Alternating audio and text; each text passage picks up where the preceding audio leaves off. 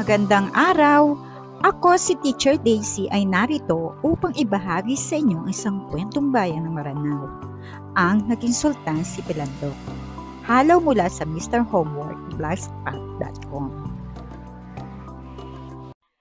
Ngunit, bago tayo magsimula, kilala niyo ba si Pilandok? At kung paano nga ba naging sultan si Pilandok? Halika, ating alamin kung bakit naging sultan si Pilandok. Si Pilandok ay mamamayan ng isang kaharian na kung saan siya ay nahatulang ikulong sa isang kulungang bakal dahil sa kasalanan ng kanyang ginawa. Dahil sa iyong pagkakasala, ikaw ay hatulang ko itapon sa dagat. At dahil sa pagkakasalang ito, ipinatapon siya ng hari sa isang dagat na malalim bilang kaparusahan. Itapon na yan sa dagat!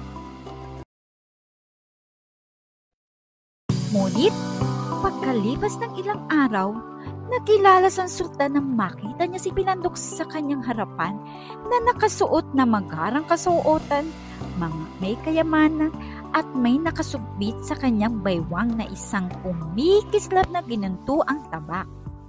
Bakit ka naririto? Hindi ba't pinatapon na kita sa dagat? Paano ka nakatakas? Siyang pong tunay, mahal na sultan. Paanong nangyari ikaw ay nasa harap ko at nakadamit na magara? Dapat ay patay ka na ngayon. Ang nagtatakang tanong ng sultan. Hindi po ako namatay, mahal na sultan, sapagkat nakita ko po ang aking mga ninuno sa ilalim ng dagat nang ako'y sumapit doon. Sila po ang nagbigay sa akin ng kayamanan. Sino naman po ang magnanais na mamatay sa isang kahariang masagana sa lahat ng bagay? Ang galang na tugon ni Pilandok. Sila po ang nagbigay sa akin ng kayamanan. Sino naman po magnanais na mamatay sa isang kahariang masagana sa lahat ng bagay? Ang paliwanag ni Pilandok. Marahil ay nasisiraan ka na ng bait! Nalalaman ng lahat na walang kaharian sa ilalim ng dagat! Ang sabi ng ayaw maniwalang sultan. Kasinungalingan po iyan! Bakit po narito ako ngayon? Ako na ipinatapon niyo sa gitna ng dagat? Ako na ikinulong pa ninyo sa hawla ay narito ngayon at nakausap ninyo. Ang paliwanag ni Pilandok. May kaharian po sa ilalim ng dagat. At ang tanging paraan sa pagtungo roon ay ang pagkulong sa hawla at itapon sa gitna ng dagat. Ako po'y aalis na at marahil hinihintay na ako ng mga kamag-anak.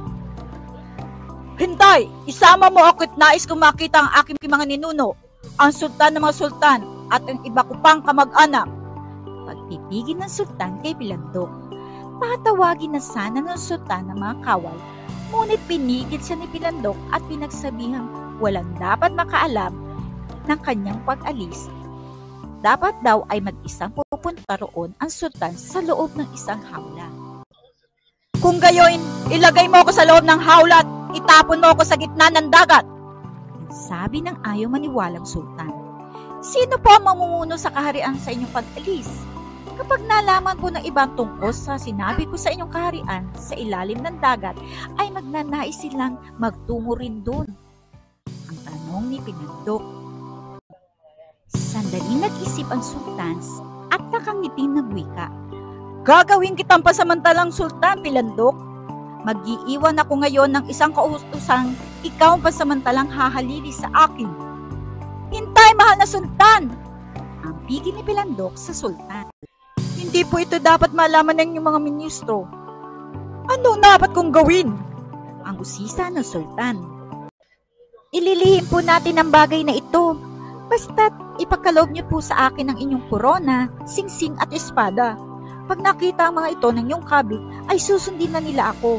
Ang tugon ni Pilandok.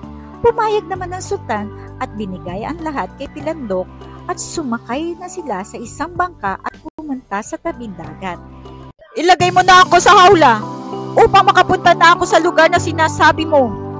Ikinulong nga ni Pilandok ang sultan. Pagdating sa gitna ng dagat ay inihagis ang hawlang kinalulunanan ng sultan.